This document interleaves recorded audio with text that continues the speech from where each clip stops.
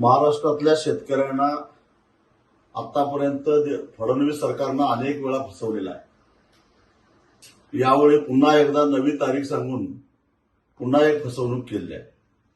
November महिन्यामध्ये नागपूरमध्ये 2 दिवस राष्ट्रीय महामार्ग रोखून धरून अगदी हायकोर्टानं आदेश देऊन सुद्धा शेतकरी मागे हटलेले नव्हते आणि त्यावेळी कुठं लाजत सरकारनं 30 जूनच्या आत आम्ही कर्जमाफी करू अशा प्रकारचं आश्वासन दिलं, तशी घोषणा केली। पण पुन्हा एकदा सरकारनं आपला रंग दाखवला आणि आता 5 जुलैनंतर त्याची प्रक्रिया सुरू होईल अशा प्रकारची घोषणा कृषी मंत्र्यांनी विधिमंडळामध्ये केलेली आहे।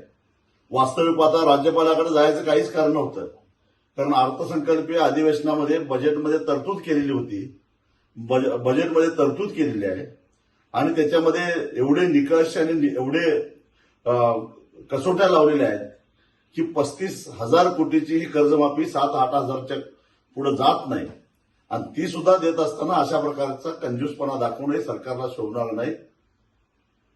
हा जो खेळखंडोबा करायला लागलाय, कारण याच्यामुळं किमान 50,000 रुपये मिळणार अशा आशेवर शेतकरी राहिलेले होते, जे नियमित कर्जदार आहेत, ज्यांच्या कर्जाची मुदत 30 जूनला संपणार आहे, म्हणजे उद्या संपणार आहे, ते उद्यापासून थकबाकी जाणार आहे।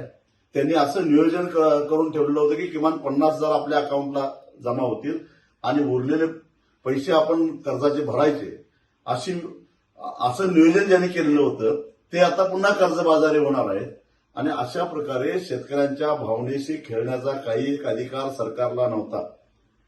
जणू काय भीक देतोय या पद्धतीनं हा जो काय खेळखंडोबा चाललेला आहे, मला सरकारला एवढाच इशारा द्यायचा आहे की हे तुम्हाला महागात पडेल।